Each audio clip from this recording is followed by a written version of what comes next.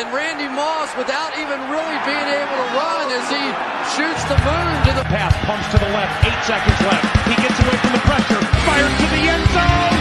It's hot! It's Greg Lewis! Oh my heavens!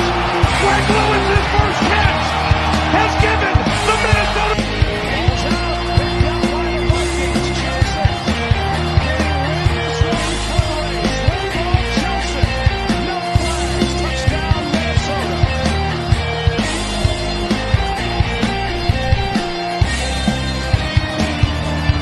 Steps into it, pass is caught. Touchdown! Unbelievable! Vikings win it! 4, 3, 2, 1, 0. Hey guys, what's up? Welcome to another episode of House Calls. This is Skulldog. This is brought to you by Minnesota Sports Talk. Joining us as always is Dave. Dave, I got one question for you, my brother. Are you ready to go take that number 1 seed? I've never been so ready. I've never felt so confident going into a big game. Like, I feel like the momentum, everything is on our side. I feel like we're the good guys. They're the bad guys, and it's going to show up in the colors of the uniform too. I feel our players are not like sweating it, and their players are. I think them giving up the season in the last game is so much more pressure than us. Even though we're going to Ford Field, I somehow we're going to get fans in there. It's a loud place to play, but still, Lions don't know how to handle Lion fans. I don't think you know how to handle like being a favorite and then getting punched in the mouth and going down 2 scores. So if we can start fast, turn the ball over, we can quiet that crowd pretty quickly. I agree with you. I'm confident. I think I said this in our last show. I was more confident about this game than I was last week that we would beat the Packers. So the Lions are coming off a short week. The Lions are coming off a short week of a very physical game in San Francisco, and the Vikings have won 9 in a row. We're rolling. That defense for Detroit they haven't been able to stop a nosebleed in 3 weeks now. And this Vikings offense, I think, is just about to go off. Now, I understand that offense for Detroit is an absolute juggernaut. I understand that. And this game is going to come down to who can make 2 or 3 stops. And I think that the Vikings defense is healthy and they'll find a way to do it. Yeah, I feel like we've learned something, and we learned something every game defensively. We're coming off the best defensive yardage performance this season. In fact, I don't know what happens to us in the fourth quarter when we got a 3-score lead. I don't understand it either. But when you dominate a game so bad for almost full 3 quarters, it's pretty impressive. And to do it against a team that's supposed to have a powerful offense, and some people had them point ahead of us, and to come out and just get Love have 50 yards in the third quarter is just awesome. So we have so much going for us. I think we got the advantage definitely on the defensive side of the ball. No doubt about it. And we can score with them. That is not, I don't think that's an issue with us. The last game we played, we were winning. They had to come back and beat us. So it's like we showed how we could come back, and then they unfortunately we couldn't close out the game, and they kicked a field goal to beat us. So It's not like this team blew us out or anything. And reminder, Blake Cashman was out for the 2 games that we have lost this season. The Cashman effect.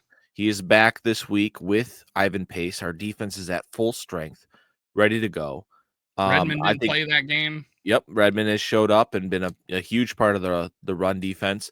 Detroit is at their best in their run game when they are running between the tackles, not outside. And Bullard, Redmond, and our big guy in the middle, Harrison Phillips, they've been awesome between the tackles. Byron Murphy Jr. has been getting better every game. Yep.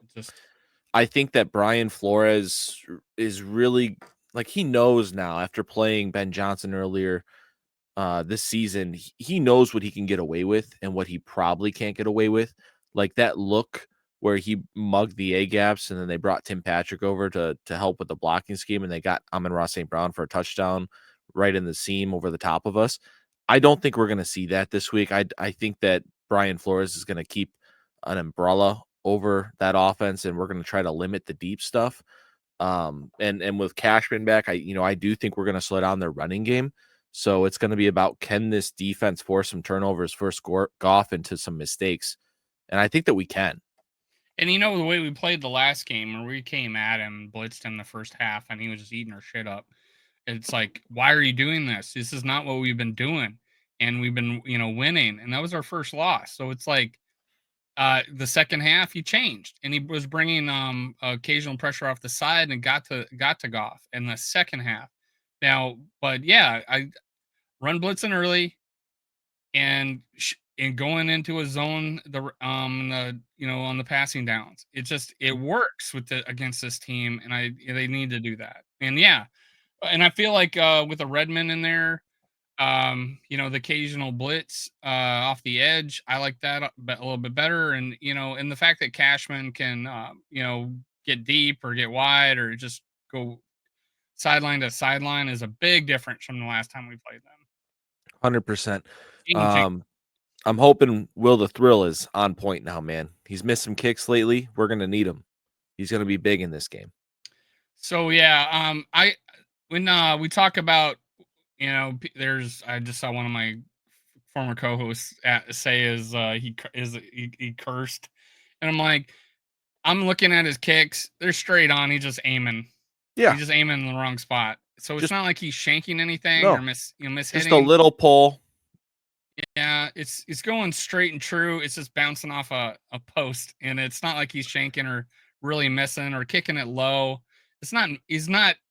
Is not awful. It's not an awful. These are not awful misses. These are straight and true, barely missing kicks. He'll get it now, and you can get under a kick when he kicked that 57 yarder, and he missed it short. See, people get under kicks every once in a while. He's still got the leg. He hit the crossbar from what, 50? What was that? 57? He hit the crossbar. Was that it? Yeah. We were surprised, or maybe it was 54 or something like that. I missed seeing that then. That actually hit the crossbar. Yeah. Yeah, that's crazy. Someone said that. I'm like, I don't remember that. But I was in a bar looking at a TV at an angle, so I don't know. I didn't see that. But yeah, now I know what you're talking about. He'll be fine. I'm not too worried about it. Yeah, I'm good. Listen, man, we got the better coach. Kevin O'Connell is the best coach, one of the best coaches in the NFL. He's better than Dan Campbell. There's a lot of discourse online about how Dan Campbell deserves Coach of the Year. That's bullshit. Kevin O'Connell is a better coach than Dan Campbell, and he's going to prove it.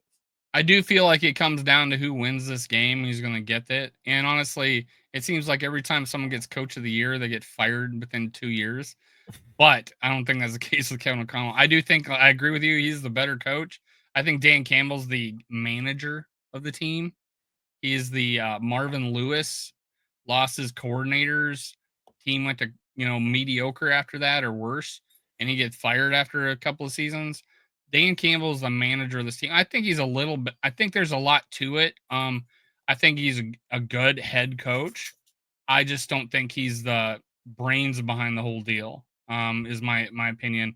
Because there are some decisions that he makes that just don't make any sense. Like the first game we played in, did they do a fake in their own end zone, or they did a fake in their own 30-yard line or something like that this last game. We didn't do anything with it, but yeah, he just makes bad decisions, and he could have went up 3 scores against San Francisco in the NFC title game and didn't do it. Gave them a chance to come back. They're just decisions he makes. Now, Kevin O'Connell goes for it on 4th down. He does it appropriately, I feel. Now, there are times when we say, why'd you go for it why didn't you go for it on 4th down? Oh, it's because, we had a lead, or, something like that. No, he goes for it when the first drive of the game. It just don't make any sense in your own territory. So there's just decisions he's going to make, and we'll take advantage of it. 100%. And Matthew Collar's been talking all week about how he thinks this game's going to come down to what happens on fourth down, because they're going to go for it. And Dave, do you know who the best fourth down defense is in the NFL? Are they in purple but in the Midwest? That's correct. They are purple and they are located in the Midwest. It's your Minnesota Vikings. Best fourth down defense in the NFL. It's going to be a big matchup. Fourth downs, red zone is going to be huge this game. Who punches the football into the end zone? Who's settling for field goals? That'll be your ball game. And then turnover, win the turnover battle. The Vikings have been awesome lately, not giving the ball away on offense. Defensively, they are still the only team in the NFL that's got a takeaway in every single game this year.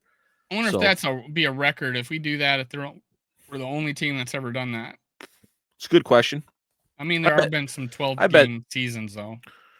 Yeah, I was gonna say I bet that's one where there's probably been a team, but I mean, hey, that's great company to be in. Yeah.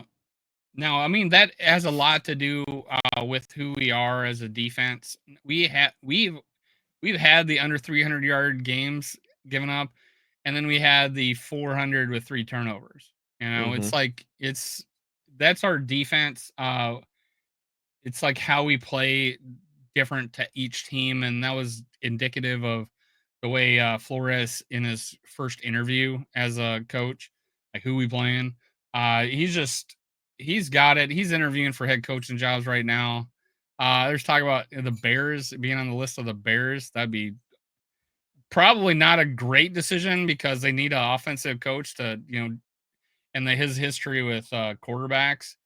But speaking of Flores, there is a storyline that he actually fired Johnson and didn't keep him on. He was the receivers coach for Miami. So there's actually that story where the only time he's met Flores is when he got fired. Yeah. So I hope this isn't a revenge. They had to find some place where there was a revenge game. Right. Yeah, I agree with you. I think that if the Bears hired Brian Flores, that'd be a big mistake on their part. There was ties that Brian Flores was there while Poles was there. Brian Flores is a great coach, obviously, but that's not the match that you want for Caleb Williams. I feel like he's learned and he's talked about it, and he says he's learned from his mistakes at Miami and stuff like that. And I mean, he did have them playing. I mean, he won 9 games in a row, I think, at one time with Miami after they went 1-7 or something like that, or 8 games in a row or something like that. Brought him to 9-7 or 9-8 or something like that. But he can coach. There's no doubt about it. He had the little bit of a fear factor behind him, kind of like a Zimmer. I think he's grown since then. You can see him on the sidelines, and the last mic'd up he was. This guy is he's become a player's, cheerleader, wants to see him do good. I don't think he berates in public. He's a changed man since then. He's going to make a team a very good head coach. Yeah. Not yet, though. I just think that Caleb's a little too zesty for Brian Flores. That's all I'm saying. Yeah.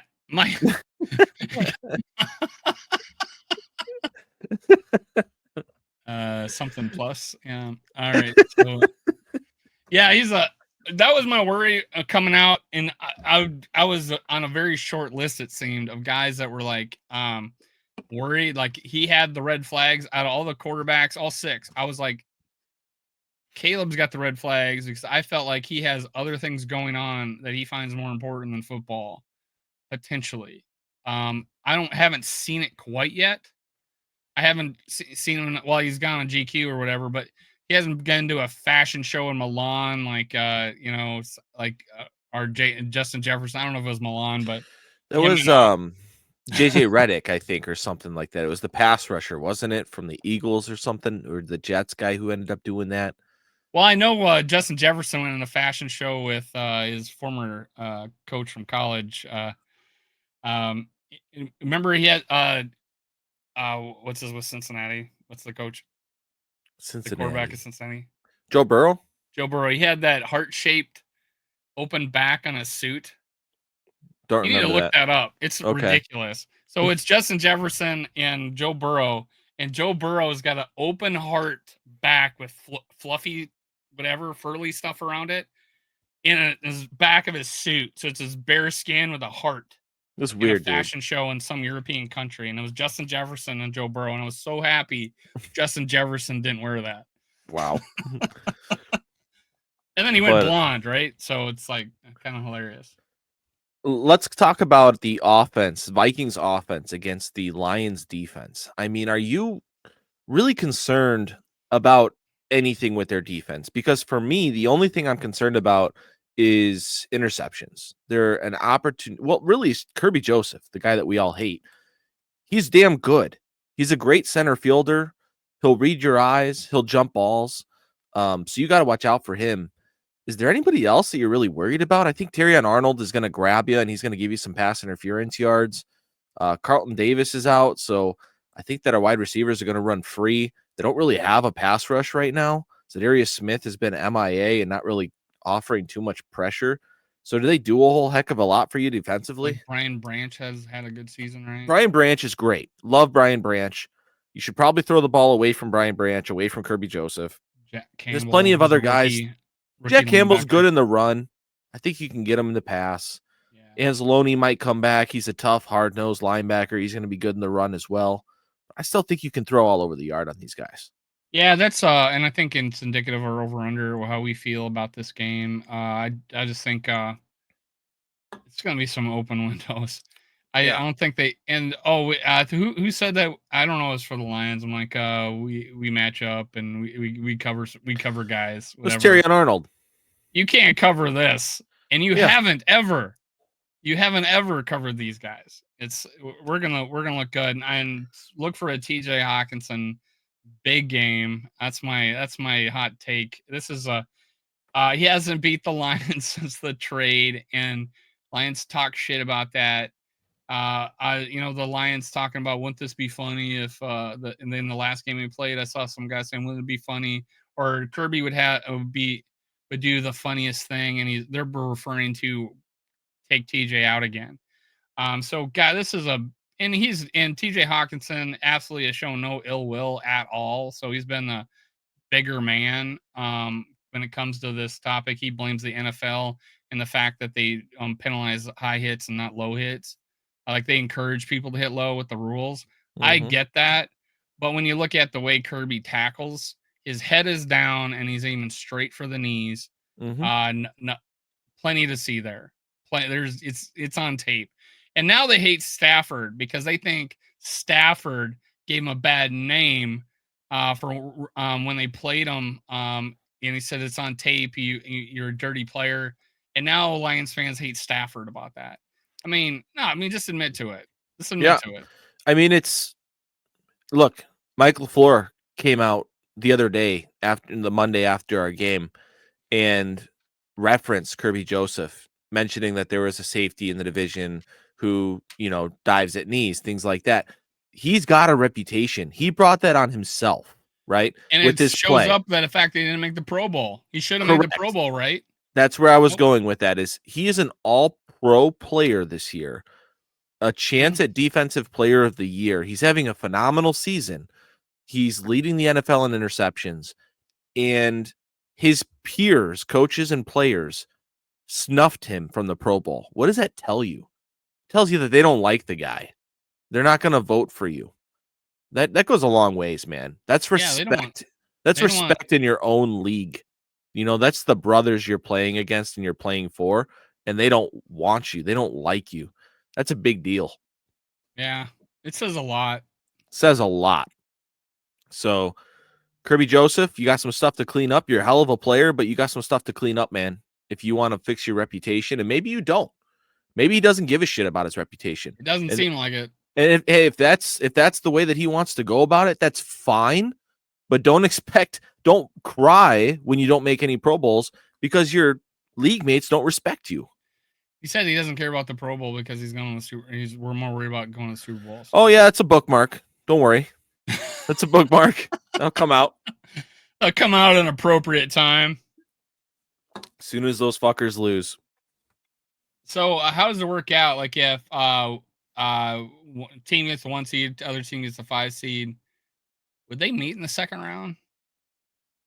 That's a great question. So If they win. Assuming that the Seed beats the fourth Eagles seed. assuming the Eagles beat the Packers, I believe the Right. answer is yes. Yes, yeah, that makes sense. Yeah, so Eagles beat the Packers, then the 5 seed would, and the 6 seed could beat the third seed though, right? That is true. So it'd have Yep. to be it would have to be true, and then the 5 seed would have to beat the 4 seed to play the 1 seed again. Yeah.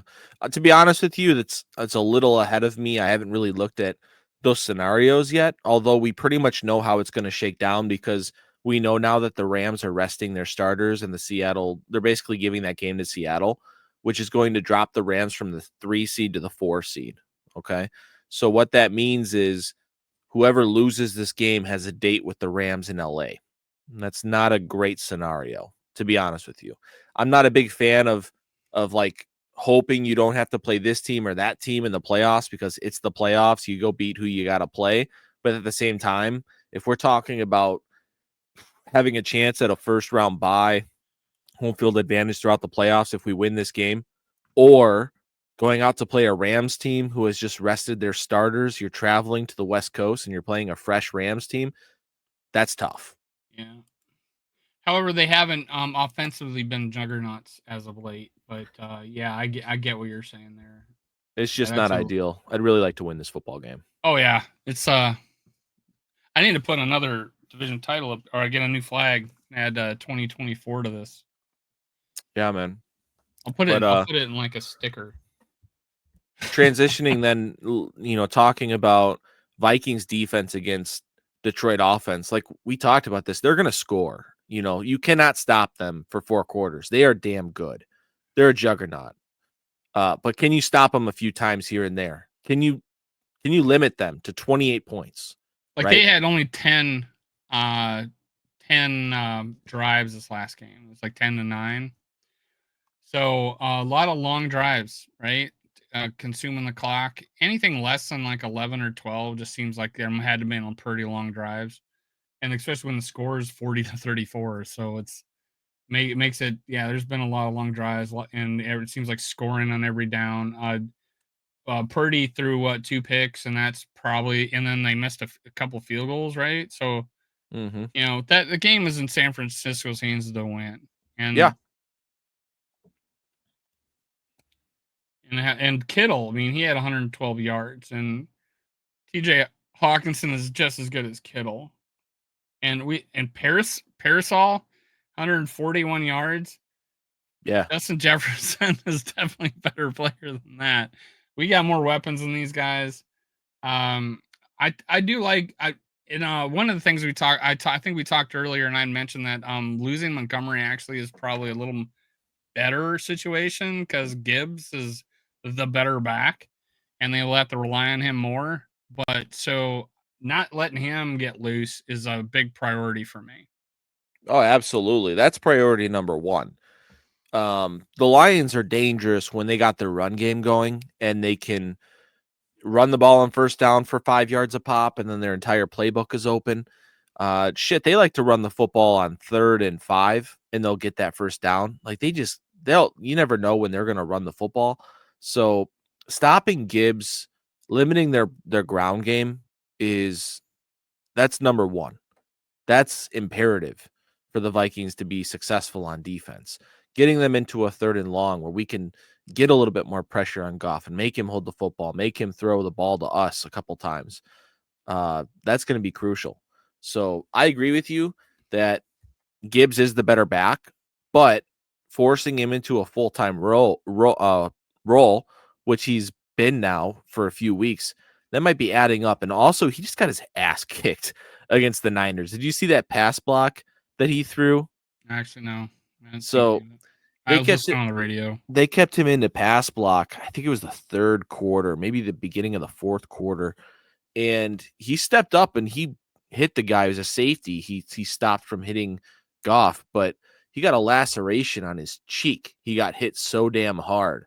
And they had like some Lumicaine against his, like in boxing matches, they got that Lumicaine there to stop the bleeding. They had that on his face for a while with like a patch. And he was able to come back in the game, but he got his ass kicked. Like, he's going to be sore. Like, Amon-Ra too.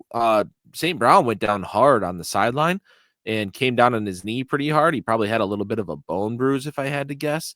He's going to be sore this week. Like, the Lions are beat up, dude. It's there's no excuses. I think right now we're peaking. They're kind of plateaued. They're getting by because even though they're with their offense and they're and as far as facing a team that has weapons, there's none better than ours. So we're gonna eat. We're if again protecting the ball. Just protect the ball, cause 1 or 2 turnovers. Don't give up any. We win this game pretty handily, I think. Um, where it's just that we gotta, like you said, we gotta key on there with the defense, with the running game. They have to. Their keys that they have. This guy pulls. It's gonna go here in the past, or you got to attack that particular key. If the player if we've scouted that team good enough and we can stop that run game and just sit back and play zone, and occasionally and just some guys get a pass rush in. um Again, if we are blitzing, he eats blitzes up. So if we can get you know 3 or 4 times during the game where if we get 3 or 4 sacks in this game and we stop the run and we cause 1 or 2 turnovers, I just think it's a win for us. I think just 3 or 4 sacks, really. Mm-hmm. Drive killers. Yeah, I completely agree with you, 100%. And Riker We've make all talked your about picks. this. We both have a good feeling going into this game. It feels like it's set up well for the Vikings. Really, the only thing out of our favor is that it's in Detroit. In Detroit, yeah. Yeah, but Thinking we've the played same well in thing. Detroit in the past. So I think that we can get this done. I think the guys are focused. They're ready to go. We're healthy. We're much healthier than they are.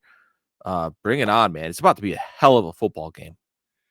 One of the funniest things I saw this week, and I know you saw it too, is like, is it A, the Vikings won the Super Bowl, or B, it won a regular season game? And we're showering Sam Darnold with water in the video, and it's like, so he just set like 3 records. Mm-hmm. He played a hell of a game, through for 377 yards against a rival who he swept. Mm-hmm. And then I forget who it was, posted a picture of them doing the same thing to their coach when they won 1 game against us when we were at 5 wins.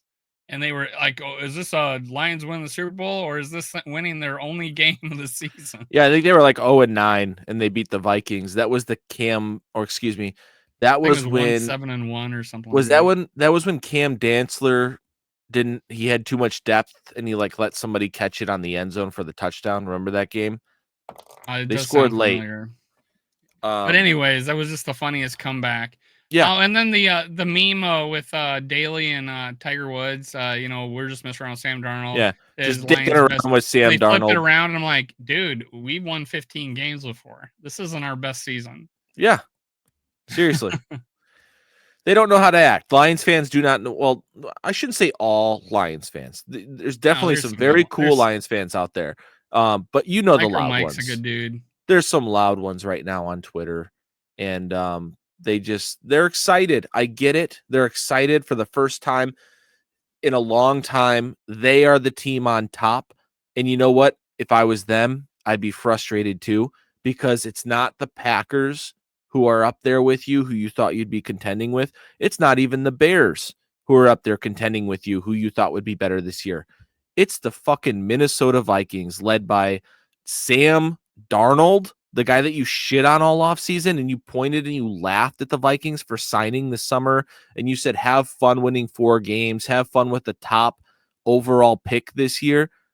He leads them to 14 wins. And now you think that you have the division wrapped up by Thanksgiving, but now you're forced to win this game to have the bye week, or you have the 5th seed. Are you kidding me? The fucking 5 seed, and you have to go on the road and play a playoff game. That I'd be scared, man. I'd be Honestly, freaking getting the scared. 5th seed at this point for the Lions would be devastating. And for us to be Devastating. like, all right. Yeah. But Yeah. it's all the pressures on them. Yeah, and that's just the way that the momentum has gone this season, right? Because they've been in first place all year long. The Vikings have been right there, tied with them pretty much, one game behind them the entire ride, but nobody talked about the Vikings. Everyone always talked about the Lions. And then it was just injury after injury after injury. And it's like quicksand, man. And they're just sinking and sinking. And then sooner or later, they're just going to stop breathing. And this is a t-shirt game. This is a t-shirt and champagne game. Yes, it is. In your locker room and your stadium. So it'll be sweet. It's going to be fun. It'll be a lot of fun. I'll take my lumps if it ends up the other way, but I didn't talk shit. I didn't talk shit. I talked shit to the Packer fans for whining so much. Yeah. And Lions fans bitching about either Kirby not getting the Pro Bowl, but I haven't talked shit about this game. I just feel so comfortable with it. I'll be nervous once game time hits, but right now I haven't been. This is my true line right now is Vikings -3. I would place the Vikings at a 3-point favorite. That's how I feel about it right now. Yeah, that'd be the true thing. But again, what is the line? 3 points Lions, which is essentially a pick 'em on a neutral field. Right. Now, where's the money going? You're good about that. It's a good question. Let's pull that up. This is my gambling advisor's skull doc. I haven't made a bet all season. The one I wanted to was the Bears game. I should have. Wow. 66% of the money line bets are on the Lions to win the game. 63% is on the Lions to cover the spread, 2.5 points. 72% of the money's on the over, which is a 56.5 point over. That's a shit ton of points.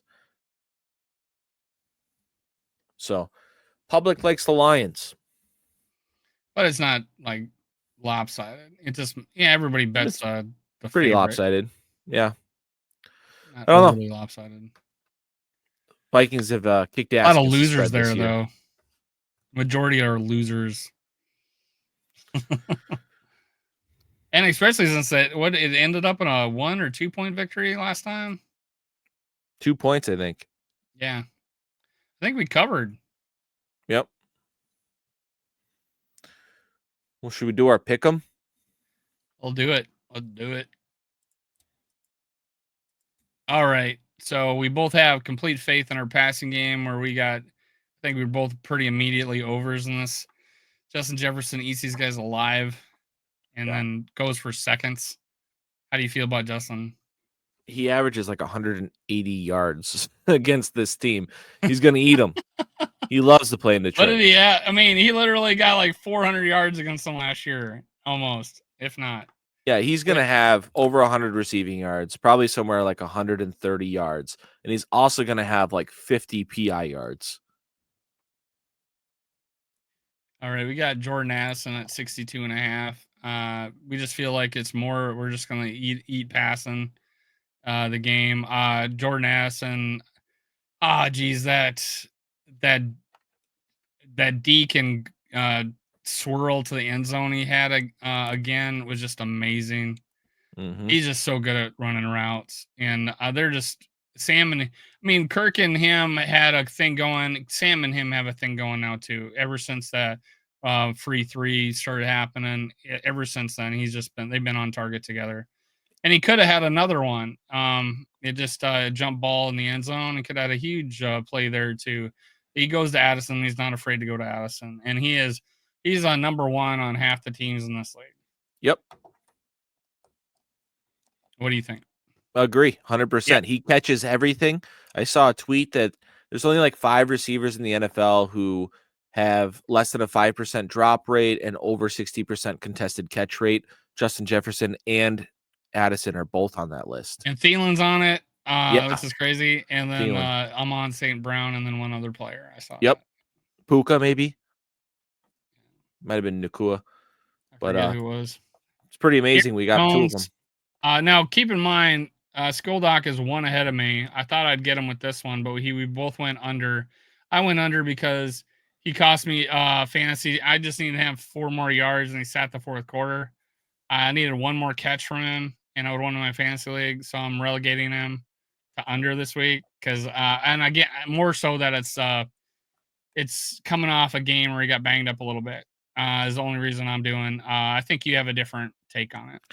Yeah, I mean, a little bit of a strategic play on this one because I did pick second of this one, and I was inclined to agree with you. But I kind of like this line of 60 yards. Detroit is still good at stopping the run, especially up the middle. They have DJ Reader, who's a huge space eater, going up against Garrett Bradbury. That rhymed. Not gonna, yep, didn't mean that. Did not. They have Anzalone coming back, great run defender. Jack Campbell, good run defending linebacker as well. Brian Branch, good run defender. So I mean, it's a good run defending team. I just think it's kind of a pass funnel against the Lions. We're going to pass for a shit ton of yards. So I took the under on Aaron Jones. And then also Cam Akers has been getting in there, doing his thing, taking some touches away from Aaron as well. They gave up 75 yards and 18 carries for 4.2 and gave up a Josh Dobbs pass internet touchdown to end the game. So TJ Hawkinson, I got to pick first on this one, I think, didn't I? No, I did. You did, but I wanted to go to over so bad that I didn't pick differently from you because I just think, like I said before, I think this is his break. This is a breakout. He's had a couple this year, but this is a revenge game, and he has a lot to show. And we haven't won since we haven't beat the Lions since we've got him. So this is the game.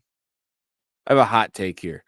I think Here that it is. JJ, Addison, and Hawkinson all go for over 100 yards. Sam Darnold's going to throw for 350 plus, and they're just going to throw all over the Lions. Only 3 people get the ball. Well, And Naylor get a other couple guys. too. Couple will get one. It'll go through our three main. Well, Naylor's been coming out of the woodwork here a little bit. That's been impressive. I was pretty happy to see him having his good game. But yeah, that is a hot take. 350 and 3 guys get 100. That's a lot of yardage between 3 guys. Sam Darnold. Well, again, we both think it's going to be thrown all around the field. 288.5 is the biggest number of the year for this guy. What's your reasoning? He just threw for 377 against a much better defense than the Packers. I think we're going to throw it all over the yard. Yep. It's gonna be open. They can't cover us. Whatever they think they said, they can't do it. They had probably a better defense a couple years against us with their corners, but not anymore. Jared Goff, this is semi-strategic by my part. It's 281.5. It's a big number. I went under, you went over. What's your reasoning? I think it's a shootout of a game. I think the Lions are going to score over 30. I think the Vikings are going to score more. And it's going to be a lot of yards, a lot of points. I picked it, number one, to be different, but I kind of feel like they do rely on, Jahmyr Gibbs had 117 yards. Jared Goff he had 303. What was a shootout. Our defense, I think, is better. And we just coming off one of our biggest games where we gave up less than 300 total yards. So I just kind of thought, hey, let me take a chance here and go under. Fair. Pretty 50-50 on it, though. Very good offense we're playing against. So I mean, they will throw the ball. And he'll throw to Gibbs, too. I do think we'll slow down their run game. I think we'll find a way to at least slow it down. I think, and we both of us think that's the key. You're up 1 on me, and hopefully I'm more right about Jared Goff than you are, and we win this game. And we'll carry it into the playoffs, so we still have a couple weeks at least. Yeah, we got like 3 games left. Yeah. We got 3 games left. Hot take. We're going to the Super Bowl, guys. Hell yeah. We're going to the Super Bowl. Hot take. Let's pick this motherfucker. Oh, okay. You want to go first? You want me to go first? I'm going to go first. Okay. And I'm going to go 34-30 Vikings. Okay. I like it. 34-30. So Vikings obviously cover the spread because We they just keep win. them out of the end zone. Yeah. And we're not as, we kick some field goals.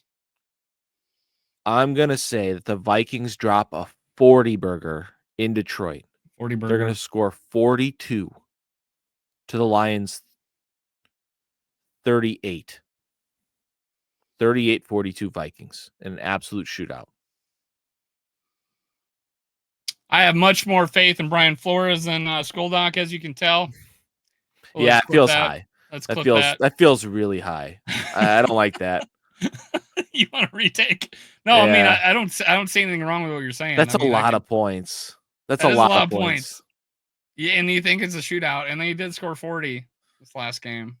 Yeah, but against And the I worst think we only defense. scored 40 once against the Texans. Or no, we did against Atlanta too. Atlanta. Did we score 40 against Texans? No, I think it was just Atlanta. No.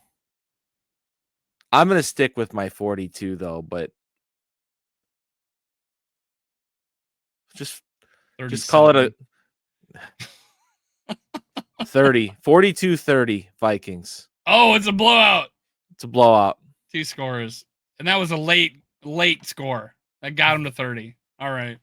I hope you're more right than me. I would want to my hope is that I get to see Skoldock rub it in on Twitter for he does it for the whole week. If we beat the Lions, it's going to be like a tweet every 10 minutes for a week. He's going to be in surgery, excuse me for a second. Oh yeah, having the nurse do it. Yeah. Could you have the nurse do it. Yeah. Could you tweet this out? It just came to me. Yeah. Woodward Sports Network. They got it coming. They got like 12 bookmarks that they got coming. So we'll spread that out. We'll spread out the love. I hope we're laughing just as much as we are right now. Yeah. This is the most exciting. I never thought it'd be against the Lions that are our biggest in my lifetime. The most important regular season game ever in my lifetime. There's the most riding on it, the best score or the best records.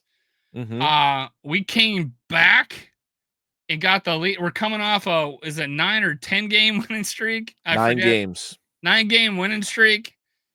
We've never been so high right now. Coming off a Packers game. This is just we had to go through a division rival to get to here. Every game's a playoff with us. Seattle, Bears even, but just because they're it's a rival. But the fact that we had to go to Seattle and get that monkey off our back, and then beat the Packers and sweep them for the first time in a while. What was it, Casey Keenum? It was the last time. It's like it's been a while, and then we're going through the gauntlet right now. Every game's a playoff. This is special. Yep, special. And we just got to keep going 1-0, baby. One more time. Which is going to be the title of this meme. I've already or the title of our thumbnail is let's go 1-0. 1-0. And shout out to LFG. Let's fucking go player of the game this last game at Tom Brady, Sam Darnold. LFG player of the game. I didn't even know that was a thing until and it was funny that he asked, "What's the LFG stand for, Tom?" Let's bleep and go, he says. Yeah. That was hilarious. This is great. Yes, sir. It's gonna be a hell of a lot of fun. We will break it down with you guys Tuesday night after the game. We're go live. What time we're gonna go live, Dave? What 9? 8:45. 9:45 my time, right? Okay, 8:45 Central, 9:45 Eastern time. We'll break it down, and we'll have a playoff matchup that we can start talking about at Tuesday night. Then, yeah, or 100% we know that we're in the playoffs. So, or we can talk about watching other teams play while our team has a rest, which is it's hopefully the way that we go. Yeah, we'll talk about what we're gonna do on our bye week. Hell yeah! All right, let's go. Skull Vikes. Skull Vikes, fuck Detroit. Let's go. Let's go.